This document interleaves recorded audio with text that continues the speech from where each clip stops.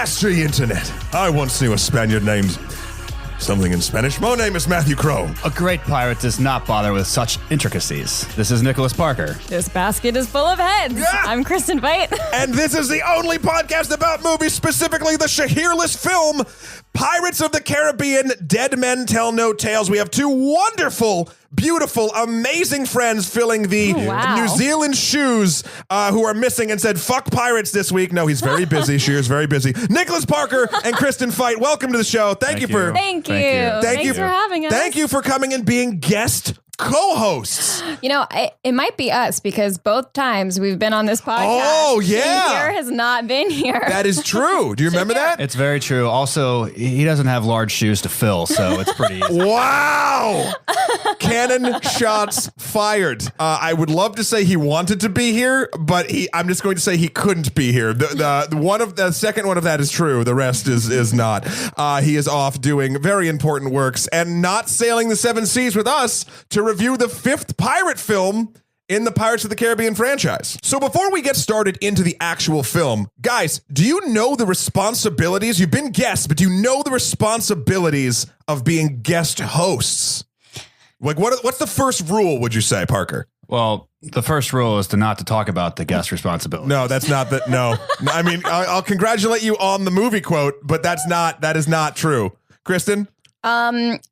Is it housekeeping? It is housekeeping. Yes. Thank you. This proves you actually listen to the show. So I'm going to let you guys tell everyone how to get a hold of us. Parker, go. All right, let me reach back into my memory bank. Let's start off with the website, onlymoviepodcast.com, where you can listen to all of the previous podcasts. Yes, that is 100% correct. The one that we're recording right now. Yes, it'll be there as well. Don't forget about Facebook.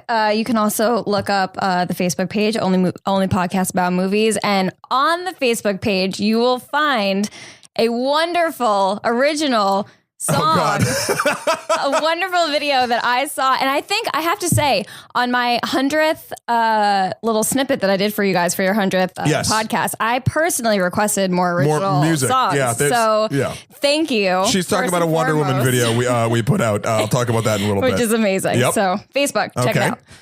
Facebook website. Oh, yes. Twitter. There we go. Only Movie Pod on Twitter. Yep. Tweeted us, them. And you're us. Yeah. You're one of us. One of us. Kristen, take us home. What's the last thing? iTunes. Yes. Yay. Please. Rate us on iTunes. That would be lovely. Thumbs up, stars.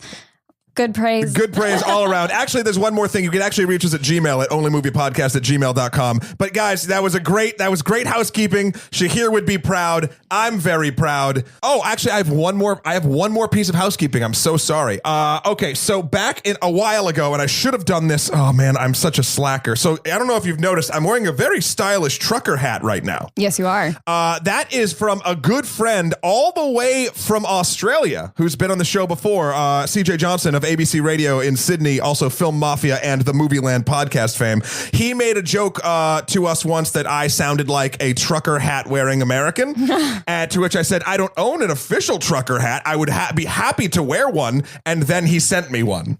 So that is why I am now donning this lovely ABC Sydney hat. So CJ, thank you so much. I really do appreciate it. I'm sorry every time I've done the podcast since then, it's been on Mega, the skeleton in the background, has been wearing that hat. And after when I look over, I'm like, damn it, I didn't call out. And thanks, CJ. So CJ, thank you very much.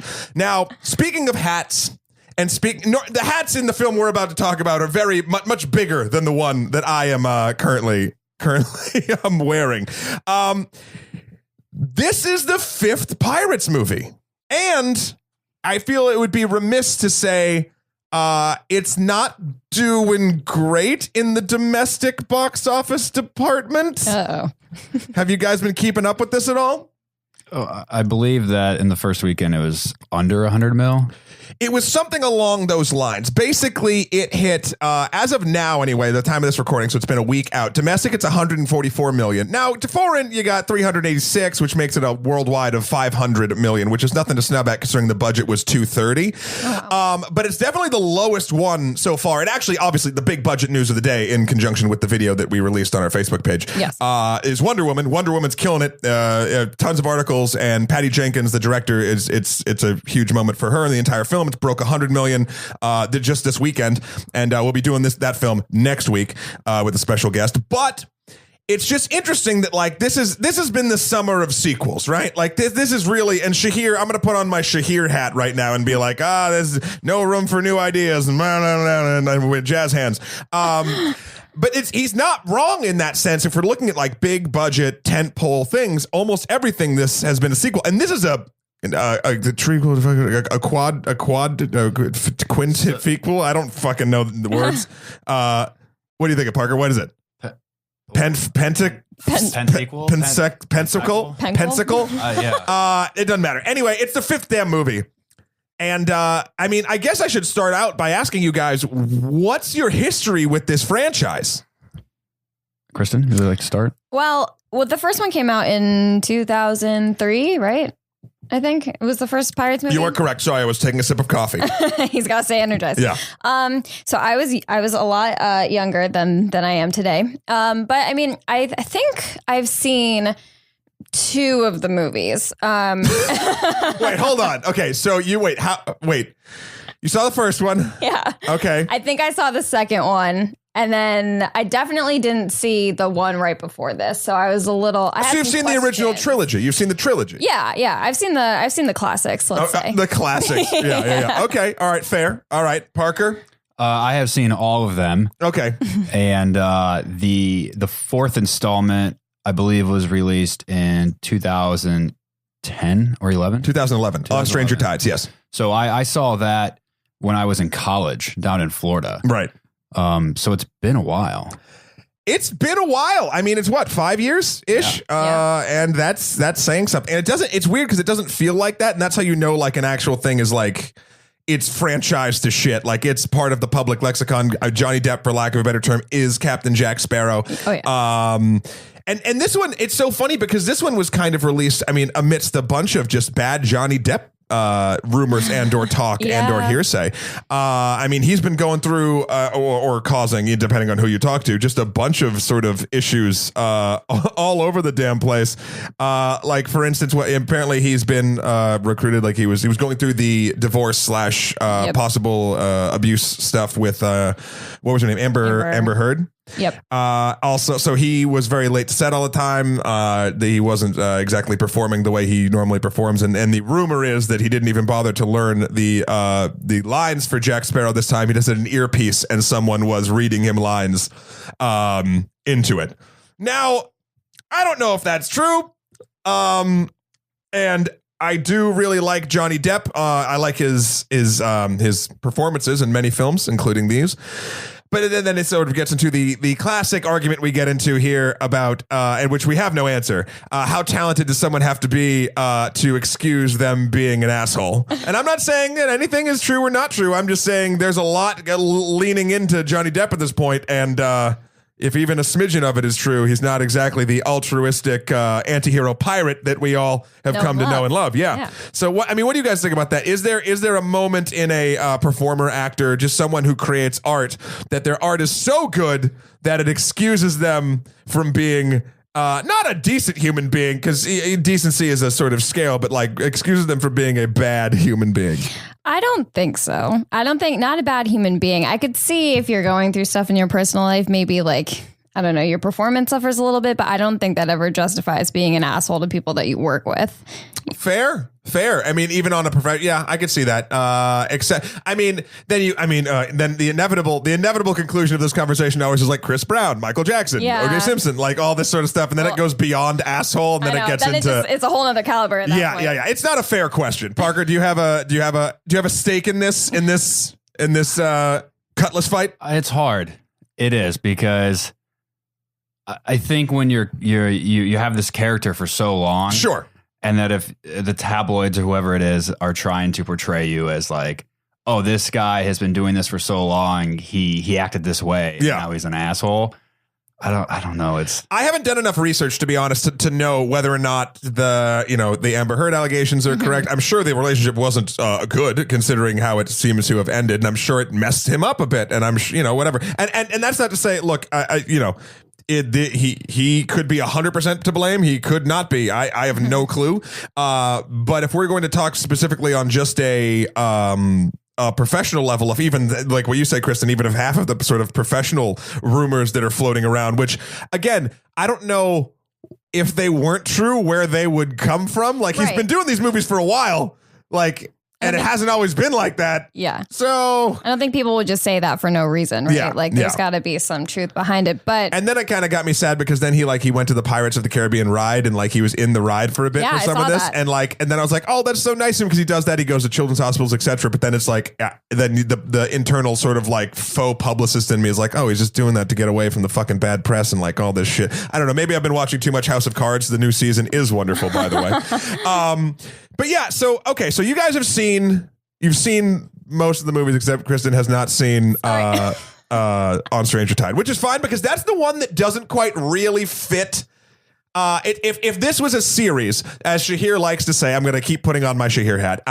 He likes to say that a lot of films like this and the Marvel Universe and all that shit is more like a television show. The fourth Pirates movie would be as if this was a sort of a serial and it was like a villain of the week sort of show, like the way Buffy started or the way some of these other shows, a procedural, Star Trek, that sort of thing. The overarching storyline is not the big important thing. 4 was kind of a standalone.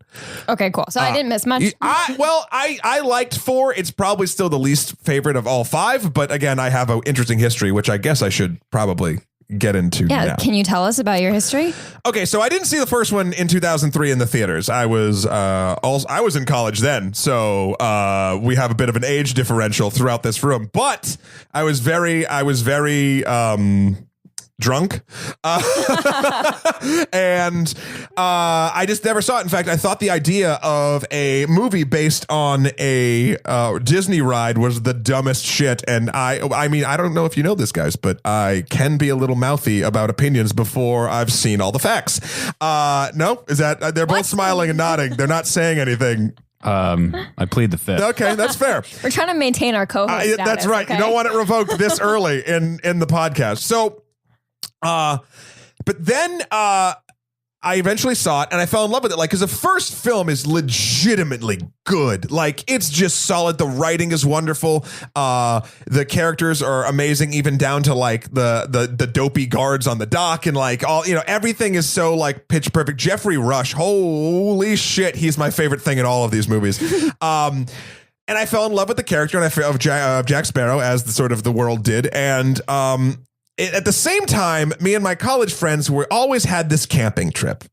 And we used to call it the camping trip of doom. And we used to just go camping with a bunch of friends. And then all of a sudden, my buddy Tom Ham, he decided to let's make this a different thing and let's go to a river in Maine called the Saco River. And we could sail down it. We could go 2 or 3 miles, camp for the night, 2 or 3 miles, camp for the night. So it's like a moving camping trip. And he wanted to add something extra to it. He wanted to build what he called a pirate raft. So we actually did this. We took plywood and he and I he was in construction at the time and I used to be, so he actually kind of knew how to do this. We took docking barrels and canoes and plywood and 4x4s and all this shit, and we made a 16 by 18 foot pirate raft with a crow's nest and a plank. And the crow's nest was like 6 feet tall. You could jump off it, and we went down there with power tools and coolers, went to the launch and spent time just building this monstrosity. And along with that, we had about 25 people on this trip, some trailing in other boats and canoes, and we then called it the pirate rafting trip. Oh my God. Awesome. I also dressed the entire time and stayed in character at least one day of that weekend. Every year, second weekend in August, it was always that, as I stayed in character as Captain Jack Sparrow, and I was in costume the entire time. We met your character, Captain Jack Sparrow. Yes. Oh, you did. You did meet Captain Jack at one of our island parties, which we don't have to talk about that. So yeah, I did this for 10 years. In fact, last year, I believe 2016 was the last one. It could have been 15. Time is weird, but like we've since finished it. We've done it 10 years. We've had more good years than bad, but I have spent so much time sort of studying and learning and acting this character to like go party with like 500 people on a beach. It was nuts back in the day. And now, so whenever one of these movies comes out, it's like a shamanistic experience for me, for lack of a better term. And I know that's coming to these things with what Shahir, I imagine, would say is sort of an unfair a good place. Or an unfair sort of like advantage for the film for the reviewer to experience. But like, I don't know. There's something about these that always get me, and I'll get into sort of more of why of this one in a little bit. But that's basically my history with this. I mean, it's a little bit strange. I love the second and the third one are good. They're just too long. I think they ran way too long, especially the third one. They probably could have just knocked them each down to like an hour and a half, hour and 45 minutes rather than 2 and some change, which is what they were. And then the fourth one is good, but throwaway. And this one, I feel, if we're getting into sort of our first impressions, then we're going to toss it back to you. It's a good ending. Whether or not they're going to make it the ending, that's of course, you know, we don't know. But I hope they do. And if they decided to go out on this note, I would be more than happy. What do you guys think? Kristen, let's go with you. What was your first impressions? No spoilers. Go. Well, like I said, it's been a while since I've seen one of these movies. So for me, I think just the opening scene, which I won't talk about, but it's automatically familiar right from the start, you know, sure. which is really nice. And that's a great thing about these movies is that, like you were saying, you know, these characters, they're well established and they're fun, like for, you know, people who are fans of the film to go back and be like, oh, it's, you know, Captain Jack Sparrow. And right from the beginning, it felt like we were picking up where we left off. So I agree. Yeah, I agree. Really liked it. I want to start off by saying that I thought that this was the best looking movie. Yeah, it was good. And I know that it's been 14 sure years, but they've mastered it. It looked very good. Yeah, very good. The CGI, all that, all the stuff they do on the actual ocean. Yeah. Like with whatever ships they're using. I remember seeing the rig before, like in the other movies. I didn't look at this one, but like the half rig ships they do, like because they're really tanker ships that they build half a pirate ship on one side so they can shoot it. Like it looks incredible. Yeah, they've got it down. It's really cool. And then to kind of play off of what Kristen said with the opening, that was fantastic. They still have the typical, like, you know, the surprise is coming, you know, because that's what these movies are with like Jack Sparrow and stuff. So that was really cool. And I just throughout the movie, I enjoyed it. There wasn't really a dull moment where I was kind of like, okay, like what's going to happen next? It was very like congruent and everything flowed. Yeah. Yeah. Well, I agree and I disagree kind of, because you are right. And this is a general point I'm going to be making throughout the entire thing. Something about this is to be noted that as these Pirates movies have gone on, they've gotten more ridiculous. Yeah. Which is fine. In a great way, though. I'm going to interject for 1 second. Off of that, there were two women sitting next to me. I love theater talk. Yes, and one of them, they were talking throughout the trailers, which, okay, whatever, that's fine. Then they quieted down. But before the movie started, she said something that really made me laugh. What? She goes, "These movies, they just keep making them. They're almost turning into Fast and the Furious." Just because, and I was curious. I was like, one, has she already seen this movie? And she's seen it again because it was that hadn't good. Even started. Yeah. So I was like, what is she talking about? But then I remembered they just progressively get more obscure, insane. Yeah, but I'm not taken back by it because this is like already a very fictional type of story where I can say like, okay, well, there's pirates, there's curses, there's all this stuff happening. But when I watch Fast and the Furious, I'm like, okay, this is kind of like, I know it's fictional. Right. Very. Extremely. What are you talking about? I think you could totally chase down a bunch of sport cars and military vehicles driving on ice with a nuclear submarine. Happens every day. Yeah. But it's just things like we as humans work with vehicles every day. So we know that this stuff is so far-fetched. Sure. I got you. Like, so my thing is like, thinking like pirates and curses and all this kind of stuff. You believe in curses? Okay. Do you believe in magic? No. More music. We need more music. I don't sit back in my chair and I'm like, oh, this is ridiculous. I'm just like, this is amazing. Like, what's going to happen next? Like, well, that's sort of my point, is that there's a, Both franchises. Let's break that down, actually. So the Pirates franchise and Fast and the Furious franchise. I love that we're comparing these. Because they've both done the same thing in very different ways.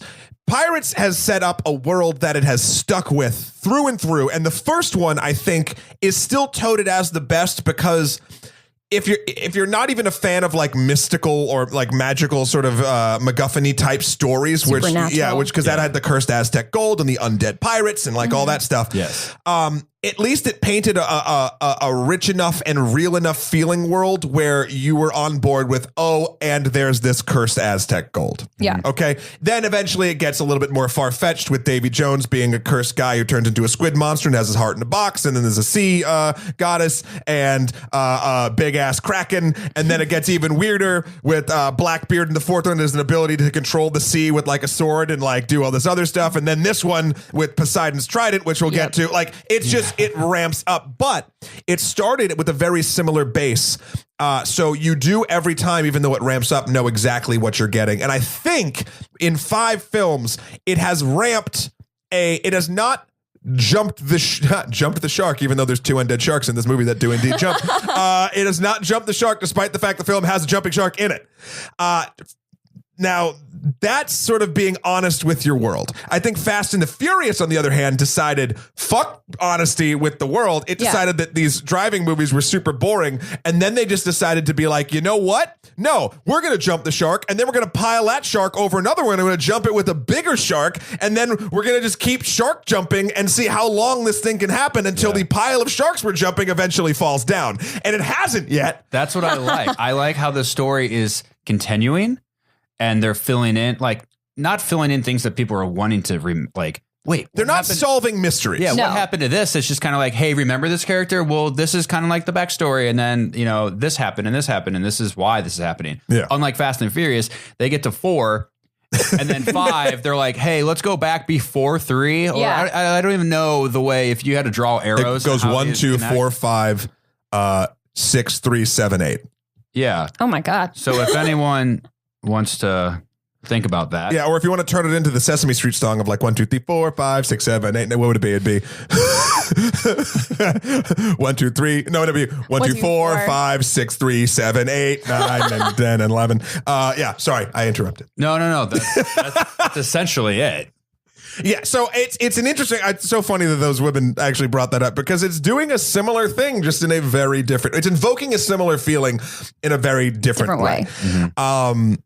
So I think these films in general, I allow the silliness and I allow even to this one, like for instance, if I have to start, I feel like let's talk the good stuff. We were like, oh yes, the characters are familiar. The visuals are great. The audio is wonderful. And like whoever sound mixes and sound designs these movies, it feels like you're on a boat. It feels like you're in the water. It feels like, whatever. I think they've won Academy Awards. Yeah. Oh yeah. For the sound designs. Yeah.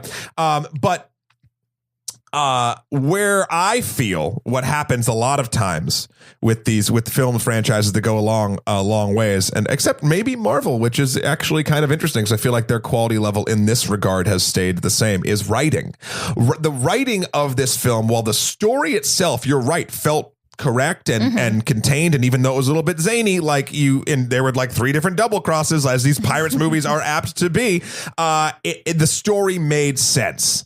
Yes. Again, Fast and Furious story doesn't exactly make sense, but it's so action packed you don't care. Exactly. Where this movie fails, and where I've watched the pirate films after the third one sort of tank and then tank even further, is the writing, the actual dialogue writing. So I agree with you, and I think that stems from not having, and nothing against like comics and stuff, but not having something to like build off of. So like I know that. And I'm not like, I don't know comics verbatim and stuff. Should I call you Shahir? You can call me, you know what? I'll wear his hat for right now. Okay, yeah, do it. So I gotta keep passing. I'll make it seem like I know what I'm talking about. Who's wearing the sombrero? So like, I feel like, please chime in, tell me if I'm wrong or your thoughts. Oh, I will. If you're being Shahir, I'll tell you if you're wrong. I'm just, from me knowing like, hey, there's this comic book Spider-Man. Sure. And here's his story, blah, blah, blah. We're going to add details. Does whatever a spider can. So we're going to add off of like what you can read in the comics. Sure. Hit the plot points or whatever. Yeah. But then, like you said, Pirates is based off of a freaking ride. Yeah. Right. We have probably all rode. Oh, I still love it. I remember where it was located in the park. Yeah.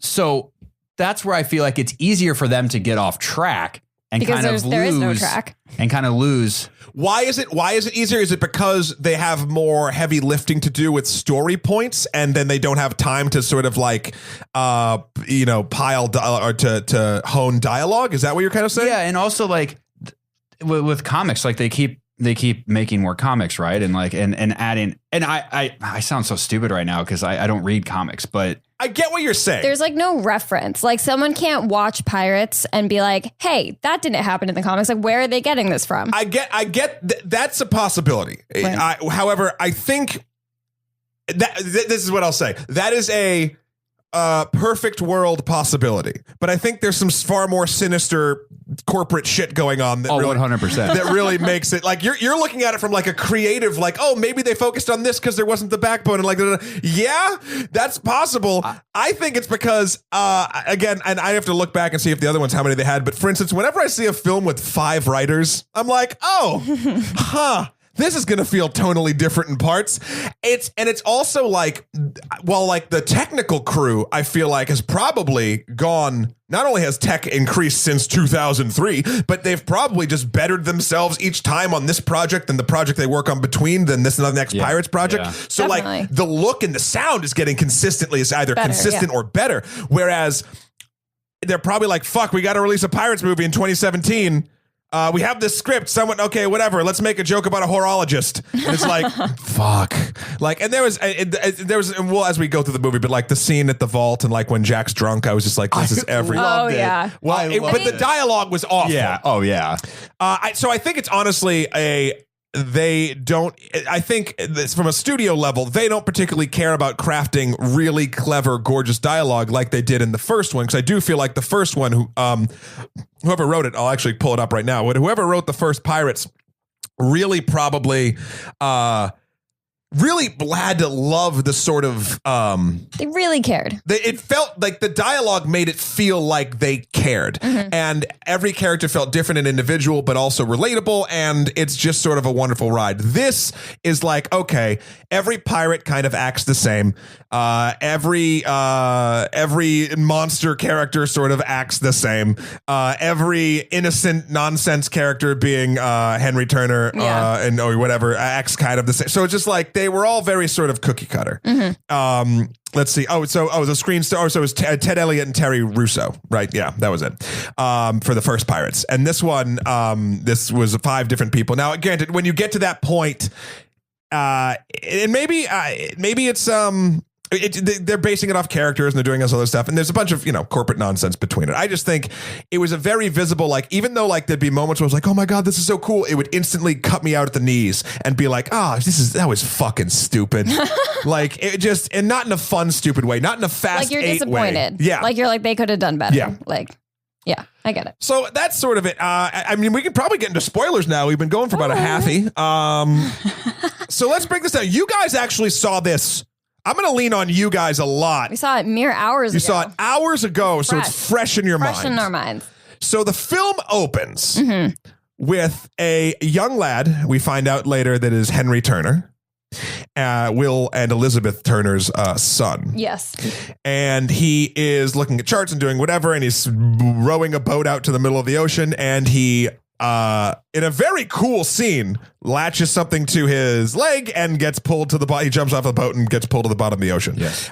To find his father, William Turner, who is cursed to be the captain of the Flying Dutchman, the post that he got from Davy Jones when he stabbed Davy Jones's heart, then cut out his own heart and put it in the box to basically ferry the dead to and from the to the afterlife when they die at sea. And that freed his father. Yes, that freed. Yes, working for Davy Jones. Right. I think so. I think he stayed. I think his father stayed with him to do it, though. Yeah, I believe. But he was like, basically the issue, this is the sort of where the mythos and the lore, and please write us in onlymoviepodcast@gmail.com if I'm getting some of the lore wrong, but I don't think I am, so since the reason Davy Jones looked like a giant squid monster and all of his crew looked like crab and fish people with barnacles and shit on them is because they decided they didn't want to ferry the dead anymore. He just basically shirked his duties. And I forget why he didn't do them, to be honest, but that's why they turned into monsters. So when I saw Will Turner kind of looking a little bit like that, a little barnacle-y, I was like, this is weird. Like he just, I figured he'd probably just do the job. He seemed like a stand-up guy that's not going to walk out on his new gig. So I was a little bit like, from a small time mythos lore, I was like, okay, why does Will Turner look like this? Anyway, because he's underwater the whole time. True, but he's also dead. Maybe. Look, I don't know. We're debating the physics of a mythical sort of curse. That was my only thing, because then whenever the little boy, his son, he's weighted down, falls on the ship immediately goes up, and surfaces. Yeah, they have their talk. You see he has barnacles on him. Which, by the way, looked cool. Yeah, Orlando Bloom killing it as per usual. Yeah, and then he's like, the crew knows you're here. You have to go. They have a little argument, send off, and then the ship goes back underwater. Yeah, and that's how this film starts, and then it jumps to what? 9 years later, they are in the city. Yeah, and I believe this is right on course to the new vault, the new. What city was this? London? What was this? I'm trying to remember. No, this is St. Martin. St. Martin. Thank you. And London was in the fourth one. Yeah, 9 years later, St. Martin, and what I presume to be the it's a new mayor bank. Or whoever it is. He's like, we open up in a new bank and we have a new vault and nothing can penetrate this. No one, nothing, not even aliens, except Captain Jack Sparrow. So they open up the vault to like show it off to like the town, and Jack's in there drunk with the mayor's wife. With the mayor's wife, because of course Jack Sparrow. And then wackiness ensues. Basically, the pirates in their bumbliness, his Captain Jack's crew, hook lines to this vault, and in a very, again, Fast and Furious type way. Oh yeah. Yep. Yeah. Pull the vault. They try to pull the vault through the back of the bank building. However, instead, it ends up pulling the entire bank building through the city streets of St. Martin. Basically, driving the building like a car. Yeah, backwards. It was pretty awesome. For those 15 seconds or left, Jack Sparrow is free with the vault open. Yeah, and all the jewels are coming and falling out. Yeah, flying all over the place. Yeah, so there's a big spectacle scene. We're all sort of used to this nonsense. Oh, also, somewhere in here we met Karina, right? We met Karina, who is the she is now looking for, what was she looking for? She was looking for the trident. The trident. But she was doing it because she heard her father was looking for it, and she wanted to like finish her father's footsteps or some shit. Yeah. And everyone thought she was a witch because she was into science. Tried as a witch. Yeah. Was she being tried? Yeah. I forgot. Yeah. So we just went to the trial. Is that how she was introduced? No. She was captured. She was like being chased. I should know this. I just saw the movie. But I mean, you were too big into the spectacle. Basically, she's going to get captured and be tried to be a witch. People were calling her a witch, and she was like, I'm a scientist. I'm not a witch. Yeah. And she broke into a that's what. The shop. Yeah, the shop. And it was like, you can't be in here. You're a woman. Yeah. I've never had a woman handle my telescope. And I'm just like, God damn. He was like an astronomer, I think. Yeah, right? That's the kind of shit, the dialogue like that really pissed me off. I was just like, okay, we get it. The telescope is your penis. And that's that's when she meets Captain Jack Sparrow for the first time, actually, because he ends up in the shop too for a second. And he's like, there's a pirate and a witch. Help. There's a pirate and a witch. Yes. Well, and what doesn't help it is that when she's walking into this place, there's a sign that says no dogs, no women. Yeah. So then you know that these dumb lines are going to like come out. Yeah. What's up with that, by the way? Well, they're trying to be funny, and they think that a period piece gives them carte blanche to be sexist, which is fine. Not really. Again, I don't want to focus too much on this, but there is like, I feel like this is a weird thing to say for a series of films I like, but I feel like the sexism in these, while it's throughout every single film, but it's ramped up, like as society and media in general seems to be doing a little bit better, hopefully. These movies just keep ratcheting it up. Like there was like down to before in the other films it'd be just like quick like asides of like someone would say something under their breath and be like, what? Huh? Now it's like full on who's on first-esque exchanges between people about you're a horologist. Oh, well, my mother was a horologist, but she wasn't so open about it, and it's just like, ugh. Well, it just seems to be happening more frequently throughout the movie. Yeah. Right? Yeah. Like they keep coming back to it. It's like you make the joke once, but then you make it again and again and again. And I think that's also, and not like sticking up for these films and the writing, but stemming from Jack Sparrow and his crew and how like they're kind of like becoming more like him. No, I get it, but like there was like Jack Sparrow was always sort of a womanizer and like whatever, but he was always, it was that this is the difference. Like it was like this weird sort of roguish charm sexism, if that even makes any sense, which if in a funny sort of way or the things are set up around it could be even considered like kind of attractive in an odd way, where this is just like the film's being sexist. Well, yeah, and because it also happens too when Jack Sparrow is not a part of it. Like he's got the charm, right? And he's got like we can kind of expect that from him because that's his character. But like at other points in the movie, it just feels like it's unnecessary. Yeah, I don't know. That always took me out of it, and it bugged the shit out of me. So then eventually the pirates get away. Jack gets away. No, Jack gets caught. Right? That's when he goes to jail. Jack and the girl gets caught. A couple times. I don't know. After they escape the town and there's no treasure left. Yeah, and the pirate. Yeah. Oh, that's right. They kick it. Yes, there's no treasure because it got all dragged out. The pirates then kick Jack off his half-finished ship after Jack asked them to pay him for trying to steal. Right. Well, that seems like a very Jack Sparrow thing to do. Yeah. And then this is okay. Now I feel like as we get into the nitty gritty of this is going to be where I think moments where I get upset with the film. So Jack is now no friends, broke, and a raging alcoholic. So he goes to a bar and in a very uncharacteristic sort of way trades his magic compass that lets you see where the direction of whatever you want the most, whatever your heart wants the most, which has been a crux of all 4 previous films, trades it for a bottle of rum. And I was like, okay, like if this is supposed to be painting Jack as lowest, like it didn't take long enough to get there. Like it felt really rushed in that way and not in a Jeffrey way. Yeah. It felt like just like, okay, now we need him to be the worst that he's ever been. Yeah. The only thing that helped push that was the dialogue between the crew, how saying, oh, you have no luck anymore. You have no ship anymore.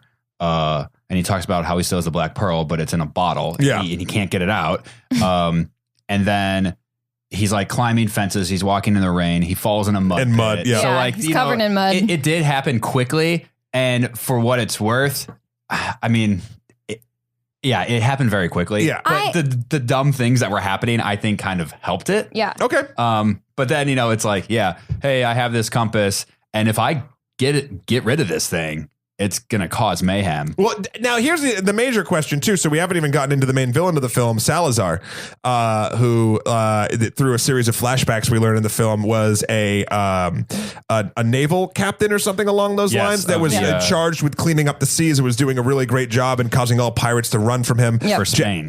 For Spain. Jack Sparrow bested him as he made him sail into the Devil's Triangle, which eventually crashed his ship and cursed him. And then young Jack Sparrow, which side note, the one thing that didn't look good in this movie CGI was young Jack Sparrow. Yeah. They could have done that way better. Yeah. The only thing that was great about it was his voice. Yeah. That was it. I mean, yeah, the voice was fine, but like even when he did like his like a weird like whatever, like facial animation is not there yet, Hollywood. Don't keep trying to do this. Show a mid shot of the person sailing. We don't need to, like, the flashback doesn't need Jack to emote. He can just behind him. Yeah. Yeah. Again, I'd rather that. I'd rather be like, oh, okay, they can't really do it, but like show it to me once very quickly or twice or whatever. Well, right. They just need to like set it up and then they showcased it when they should have just used it as a parlor trick to get us from one place to another. Yeah. Anyway, Jack's reason, the Salazar is cursed and now undead in a different way than the Aztec pirates, is that he sailed into the Devil's Triangle and now so this is where I sort of fell apart. Why is he cursed? Because he was there? So I think he's so Jack Sparrow when he was younger was given the compass. Yes, from his captain at the time, and then the captain tells him like, hold on to this compass. It shows you what you want the most. Yeah. But then I think he vaguely mentions like, don't let anyone else get a hold of this. Don't lose it. So, which basically prevents Salazar. But why? Like that's the. So I think it was because since he had that compass, he was like, what Jack Sparrow really wanted the most of the time was to prevent Salazar from taking over his ship, demolishing his ship, and ending the whole piracy of the sea. Sure. So then he did his cool maneuvering, and then Salazar couldn't do it, and then he got. It's called the Picard maneuver. If we really want to get into it, it's basically what Picard does, and is called the Picard maneuver in Star Trek and in Starfleet. So take that. So then he has that compass, and he needs to hold on to it, and then flashing. Now back to what we were just talking about with the bar and how there is one instance when he not looks at the camera, but the camera focuses on him, and you can tell that he's given he gives not a lot of thought, but it's that quick look where he knows that he's about to like start something by giving this away. Yeah. Here's the problem. but we don't know why. Until later in the movie. If you remember, this compass has been passed around to many a character in the previous films, and Salazar didn't get free. He never showed up. Now, there might be something, and I could make excuses for this film all day. There might be something narratively. The difference is it was always taken from him. He never traded it. Right. Where this, he's literally giving it away. That's the only thing I can think I of. agree with that because there is that line where he says, what about a trade or he says trade. Yeah. Yeah. Like, that's the only time that you actually hear him. I feel like I don't remember him ever saying that he wants to trade anything. No. He's never willingly given up the compass. Mm-hmm. It's been stolen from him. He's used it for other people. There's been the trick of like he's given it to Elizabeth to hold for a second to like look where what she really wanted to find Will. Right. And so I kind of agree with that where, he's actually doing this, giving it away as if it being stolen. Sure. So when he gives it away, Salazar is freed from the Devil's Triangle and now is taking vengeance. The dead now own the seas. He's just destroying pirates left and right. Yes. And his ship's pretty cool. Yeah. It eats other ships. He eats other ships, but he leaves one man alive every time to tell the story because dead men tell no tales. I do like how these films do work their titles into every plot. I appreciate that. I did like that. It was said and then music and then the it was title. kind of awesome. So then he starts hunting down Jack. Now, meanwhile, Jack and Karina are being set to be executed. Yes. Henry tries to break Jack out or talks with him in the jail cell, but then that doesn't go well. I'm trying to even remember how this, like the intricacies of the beginning of this film are very like all over the place. Yeah, if you don't pay attention to it, you're gonna miss it, and then when you come on a podcast and talk about it, you're gonna. But we should have taken notes. Yeah, you should have. Damn it. He tries to talk to him and then it doesn't work. And then he ends up paying Jack's crew to save him from execution. That's right. Yeah, that's right. Yep. That's right. And then they all get together. They get on their tiny little ship, which I forget what it was called. It was called the Dying something. The Dying Gull. The Dying Gull. Yeah, the ship names on this thing are on point. They go out. They are now trying to find Poseidon's trident. Now Karina has a. They save Karina too. Yeah, they save Karina, and she has a book that she can sort of chart the stars and try to figure out where Poseidon's trident is. Correct. Meanwhile, Jeffrey Rush, baby. Captain Barbossa, the best fucking pirate in all of these movies. He now has Blackbeard's sword. And he was ruling the seas, but now he's getting his ass kicked by Salazar. And I think what it kind of hinted at was like the magic of his ruling the seas with Blackbeard's sword kind of doesn't work anymore. Mm-hmm. Like he's become rich because of it. But like, remember how in the fourth one, like Blackbeard could control the every ship? Yeah. He didn't do any of that in this one. And he could control the wind and like do all that other stuff. So I think there was a little bit of a throwaway line of like, oh, the dead have taken the seas from me. Correct. So now Barbossa wants the trident as well to help. The thing is the trident apparently is the source of all curses at sea. And if you destroy it, then all curses will be broken. Yes. And then that's not even solved or not solved. I don't know. What do you mean? No, it's not really identified that you needed to be destroyed until they're there. Sure. You can use it. You can get it to whatever. But let's talk about Salazar for a second. Let's talk about Javier Bardem. Love. He was great. He was really good. He was legit scary. There's something that these movies do. I believed him. Like, that they make the actual, with maybe the exception of Blackbeard in the fourth one, but all of them, like Barbossa was scary in the first one. Yeah. Davy Jones was scary in 2 and 3. And that's to say something with such a CG driven character. Yes. And now this one, Salazar's like, he's like got black shit coming out of his mouth. Yeah. He's all flaky. I loved his pirates were all like half there. Yeah. There was some, there was like a hat and a sword. Yeah. Yeah. And it was cool to see that they weren't affected by light. Yeah. You know, you're used to them, like, but of course they were affected by land. Yeah. Which was really cool. Yeah, which I always like about that. But the same thing, what was it? Davy Jones's crew could set foot on land, but Davy Jones was cursed and he couldn't. I remember there was the scene in 3 where there's like that guitar riff in the camera that swings in and sees like the group's meeting to like do a trade or something, and Davy Jones is in a bucket of seawater, like he has to stand, and there's like buckets leading to the ocean on the sandbar, and I was like, all right, pirates, you win. So many curses to keep track of. I know. It's true. In the Caribbean, mate. But yeah, Javier did a great job. Yeah. His chewing scenery in the best kind of way. Yeah. I really dug him. I liked his story too. I think they did that well. Yeah. Like with the little flashback that they had for him, it wasn't like they didn't spend too much time on him. And I think it was just enough. I also like every time someone's like, you're killing all these men at sea, he's like, man, no. Yeah. Pirates. And it's like, oh shit. Like you get the fact why he wants to kill pirates. Right. And Jack being the quintessential pirate he wants dead. So they eventually get caught up to by Salazar. I forget where where Barbossa and them meet up. I think it's on the island when they all get chased to the island to get away from Salazar the first time, and then there's the shark scene. Yeah, because they save him from marrying. What's her name? That's right. Yes. Who's that guy? That that was setting up. That was like sister. a non-character. Oh, okay. Yeah. I wasn't sure if he was another. Sorry, we're jumping around, folks. Basically. Salazar's crew chases Jack and his crew down to the Dying Gull. They get away. They get on a rowboat and try to get away. They release Javier Bardem releases these undead sharks, which are really cool, and chase them down. But this is because Jeffrey Rush brought them. Oh, was he working with Salazar? Yes, that's right. Yes, That's right. He was working with Salazar, helping him get Jack Sparrow. Salazar's ship was just about to destroy. Like it lifted Barbossa's ship. And it looked he like made an accord. It looked like a boat transformer. Do we have an accord? It looked like a ship transformer. I'm disinclined to acquiesce to your request. And means no.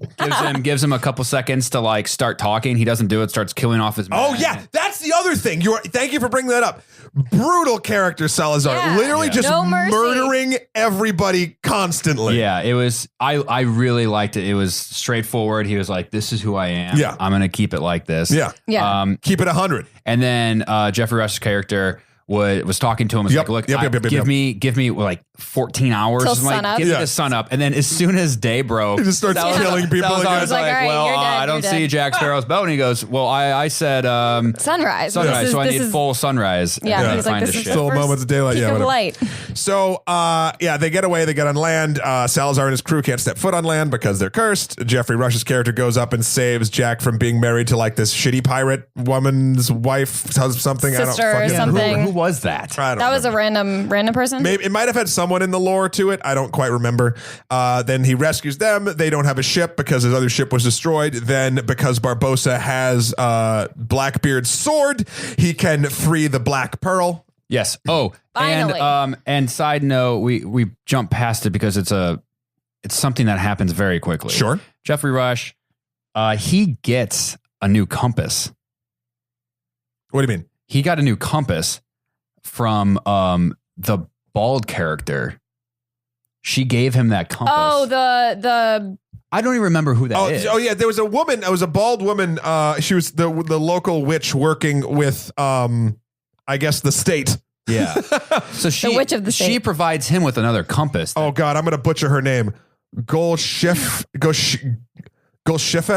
Farani. You know what? I won't. She was Shanza. I won't butcher her name. Shanza. Shanza. Yeah. She was the witch. She was the witch for the crown, I guess. Yeah. So she provided Jeffrey with this new compass that she said. Or was she just a witch for the pirates? I don't remember. No, I think she I don't know, actually. She was in another movie because she wasn't. He was like, oh, well, maybe he was just talking about why she's there because he saved her. And then he's like, so you're basically working for me, so don't threaten me. Right. Gotcha.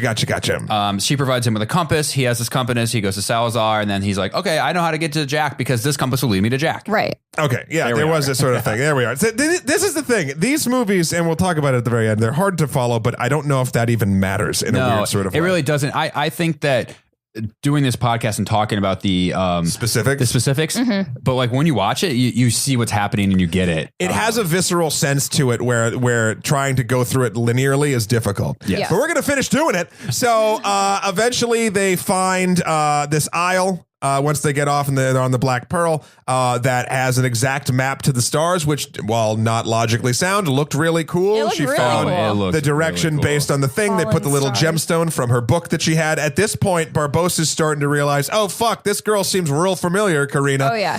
And then they sail off. Oh, no, then it opens it from that isle. It opens in a very cool sequence. It opens the sea and they walk down the seabed to the bottom with just walls of water on the side. Yes. And they get the trident. Salazar catches up. His men can't get out of the water, which I thought was hilarious. It's so good.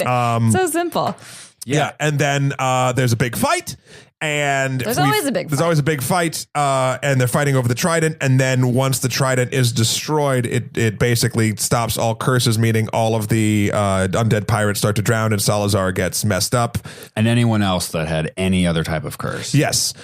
Which is a great way to sort of end the series in this great moment where actually Barbossa is riding on the edge. Like there's the black pearl's riding on the edge of the water as it's closing up, and he lowers the anchor down to like get Jack and Karina and Henry, I think, was down there too. Yeah, they were all down. Yeah. And then he rescues Karina and reveals that he's actually her father. Dun, dun, dun. Which is a great, like, I just liked that. I really like, especially with, I don't want to spoil anything for Guardians because you guys haven't seen it, but there's sort of like similar tropes with some things in Guardians that happen.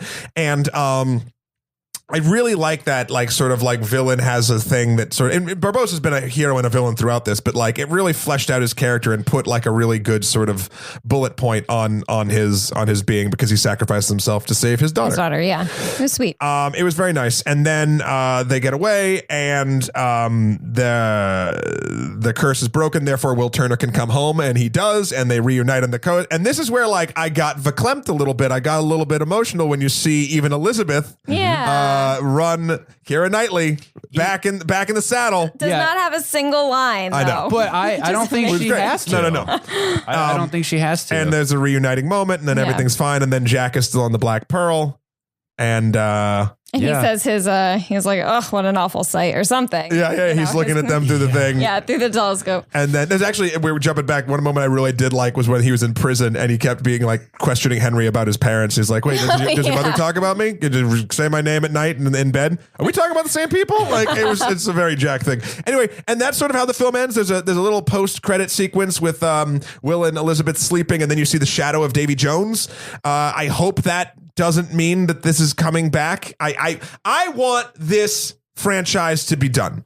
I like the way this ended. I don't want them to do another episodic thing. Like if they wanted to do more of these, they should have done more episodics like the fourth one before this one. I agree. And unfortunately, I've been online already. It's been greenlit. Yes. Yeah. So, maybe they will take like the path of that whole thing is done, and maybe they try to do something different with I don't think, I hope so, but here's the thing. I don't think, for instance, Brenton Thwaites, I don't know if I can say it, or Kaya Scordalio, Henry and Karina. I'm butchering names all over the damn place today.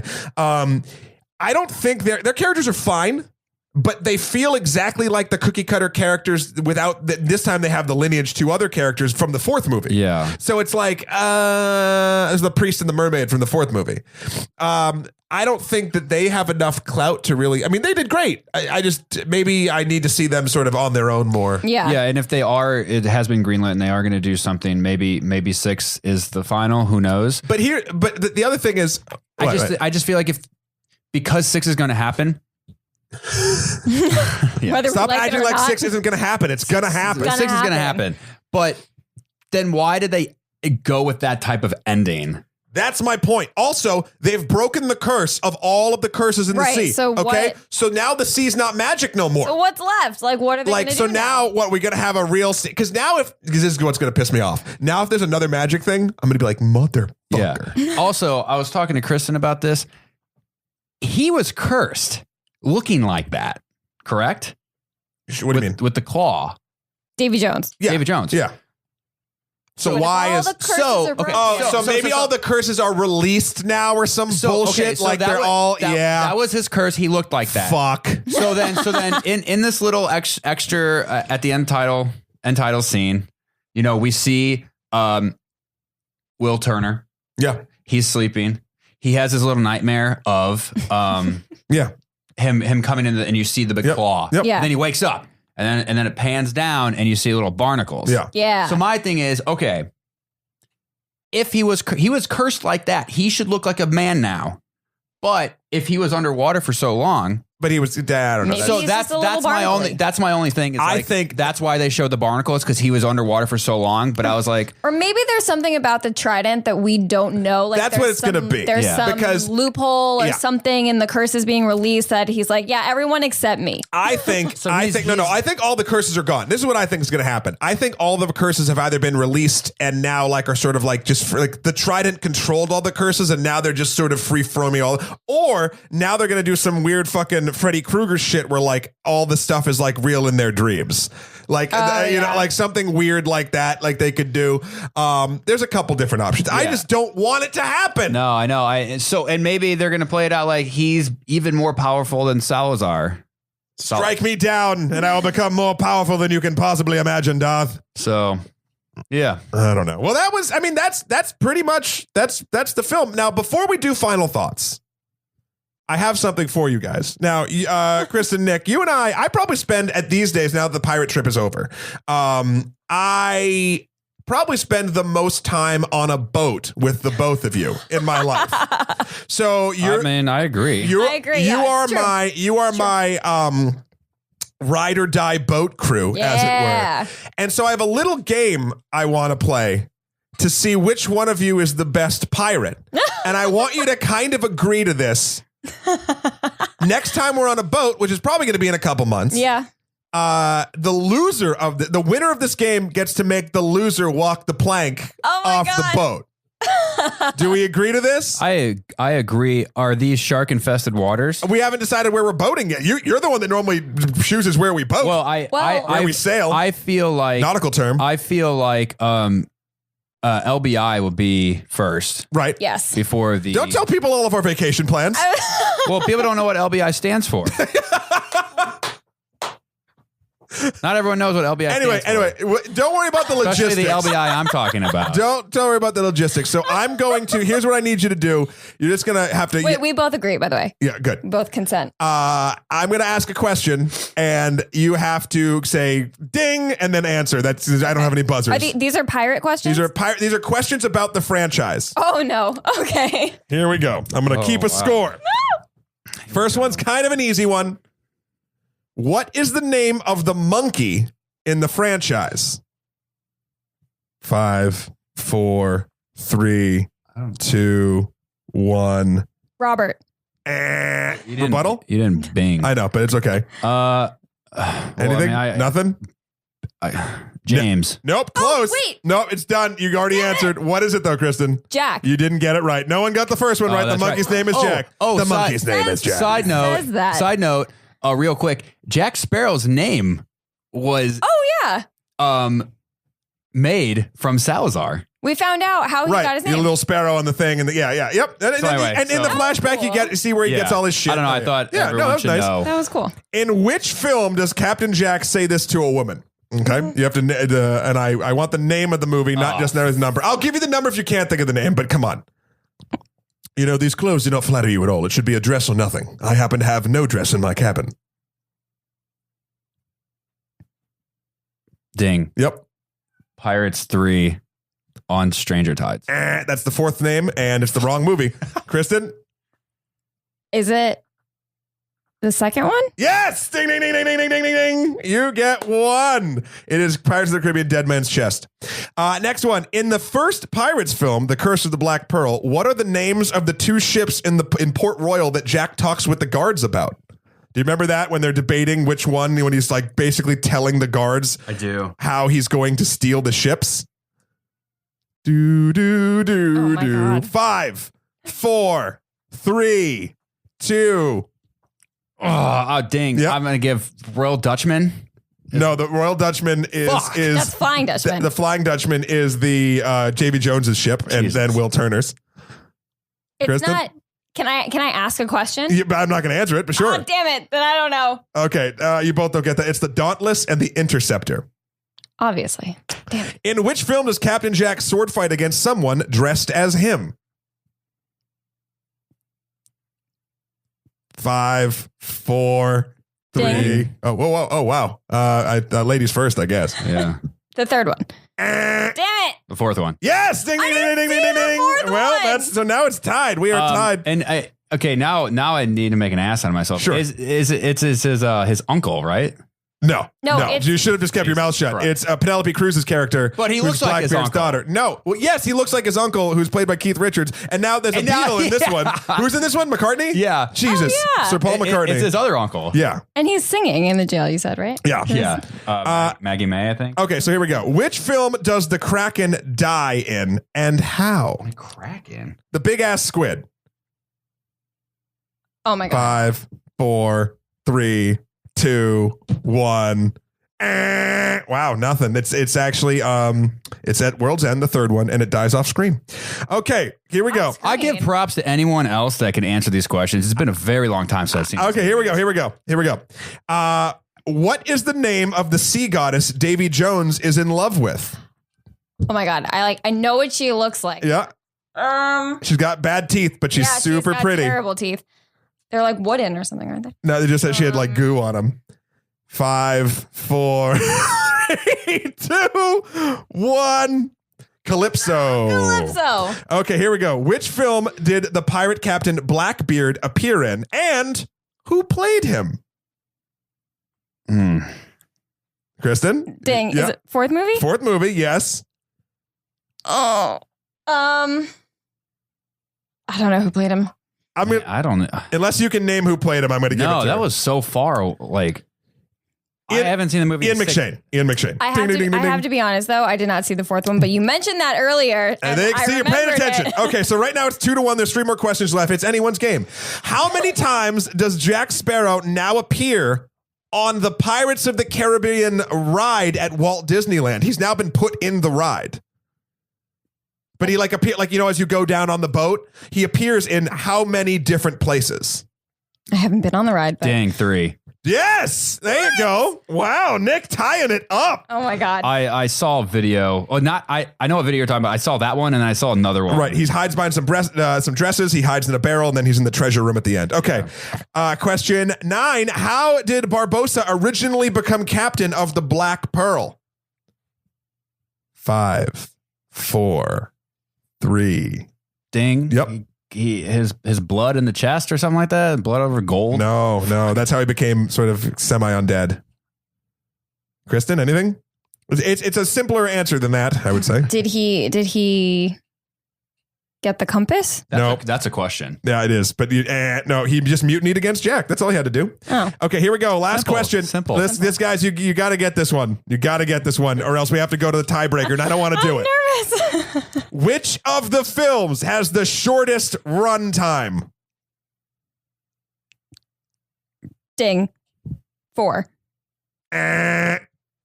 Ding, 5. Yes! Oh no! It is the shortest of the Pirates movies. Nick, I believe it was 2 hours, 5 minutes. Yeah, so you win. Yes. You win the pirate game. I named it something. I don't remember where it is in my notes, but I did actually name it. It's God. fine. You get to make Kristen walk the plank on our next boating adventure. Oh my I God. am very excited for this. You can tell by your voice. Yes, I am very excited for this. Final thoughts real quick, guys. I guess I'll say mine. I'll let you guys sort of wrap it up. I'm just going to say these movies for me, Overall, there's something sort of weirdly primal about them. If you try to pick them apart, you definitely can. It's incredibly easy, but also I feel like they're lining up with sort of like myths and legends at this point to me, or like fables or things like that. Now, granted, a lot of those come with lessons and all that shit, but like you can pick apart any Bible story. You can pick apart any like, oh, that doesn't logically make sense because blah, blah, blah. And this movie and its franchise has kind of done a really good job trying to keep the glue together as much as possible. And it feels more primal. It feels more, at least to me, like a force of nature sort of thing to me, and sort of like a larger than life story as opposed to just a regular scripted thing. And that's why I forgive the shitty writing in this movie, like for dialogue. That's why I forgive, feeling a little bit long in the tooth. And because it feels, I don't know. It feels like it's a thing that's always sort of been with me. And I feel like I want it to, but again, I want it to stop. This has been a nice end to it. Also, I think one of the cooler third acts of a pirate film.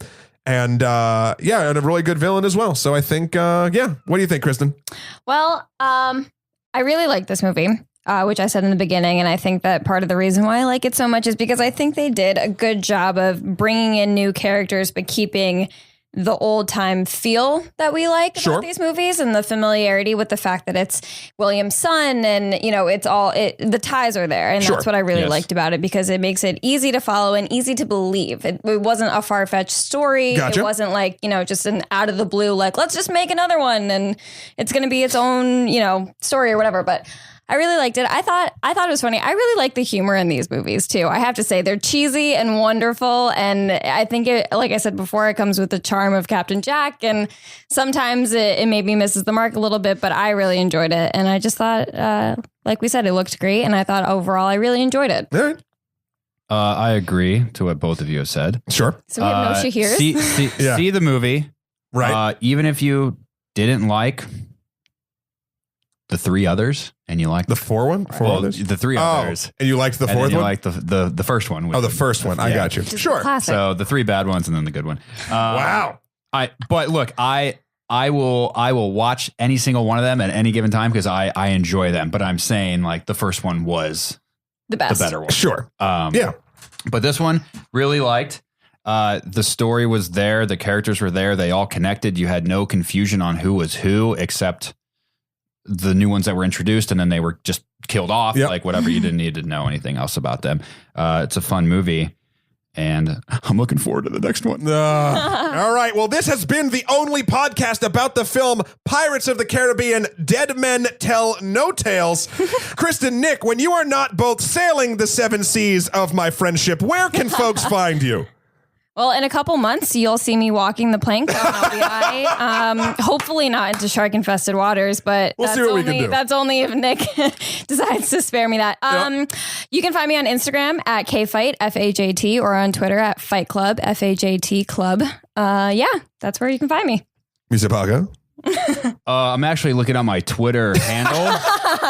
I'm only consummate professionals on this show. Yeah. You can find me on Instagram. I don't do much on there, but I'm at Parkatron. I think you sell yourself really well. Parkatron with a 3. I was getting there. I can at least spell it. PARK3RTRON. All right. And on Twitter, you can find me. Not really on it, so let's not worry about that. That's fair. You can find me and my life and works at MatthewKroll.com, MatthewKroll. You can find me on Instagram at the Skeletor, the number 4 PREZ, or Emperor MSK on Twitter. You can also find our missing Shahir Dowd. Where in the world could he be? At ShahirDowd.com. And you can get a hold of any of us at onlymoviepodcast@gmail.com. Let us know what you think of Pirates. Is it too long in the tooth? Is it done? Should they keep going and make these movies for eternity? I would like to hear, and Shahir probably doesn't give a shit about this particular opinion, but I do. So write us in and let us know. Any last pirate quotes you want to throw out there? You gotta do your best pirate impression as we go out. Oh man! All right, Kristen. Hang on, I need a good quote. No. Just say whatever you want in the pirate voice. Arg. There you go. Land a ho. There we go. Now bring me that horizon.